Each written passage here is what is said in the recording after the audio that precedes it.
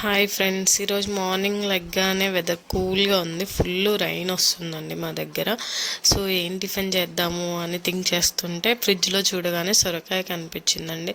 So సొరకాయ బూరెలు చేద్దామని అనుకున్నాను. ఫస్ట్ సొరకాయనైతే తురుముకొని ఇలా ఒక బౌల్లో వేసుకోవాలండి. కొంచెం సాల్ట్ యాడ్ చేసి కొంచెం బియ్యం పిండి కూడా వేయాలండి.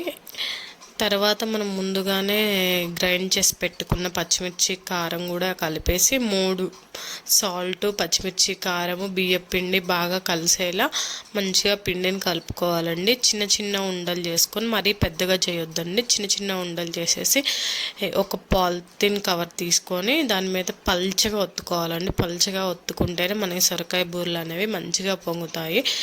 ముందుగానే స్టవ్ మీద కళాయి పెట్టుకొని బాగా ఆయిల్ హీట్ ఎక్కాక మనం అప్పల్లా చేసుకున్న సొరకాయ బూరెలు దాంట్లో వేయాలండి. సూపర్గా ఉంటాయండి. టేస్ట్ అయితే మనం సొరకాయ బూరెలు పల్చగా చేస్తే పొంగుతాయండి. చూడండి ఎంత బాగా పొంగుతున్నాయో నేను చేసిన సొరకాయ బూరెలు. మందంగా చేస్తే ఏంటంటే పొంగవండి, గట్టిగా వస్తాయి. సో అదొక్కటి కొంచెం జాగ్రత్తగా చూసుకోండి. కొంచెం రెడ్గానే కాల్చుకోవాలండి సొరకాయ బూరెలు.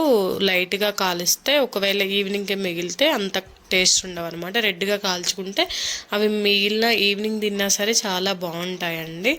నేనైతే సొరకాయ బూరెల్లోకి సాస్ వేసుకొని తినేస్తున్నానండి. కిచప్ సాస్, సొరకాయ బూరెలు సూపర్ కాంబినేషన్ అండి. Please like, share and subscribe for more videos.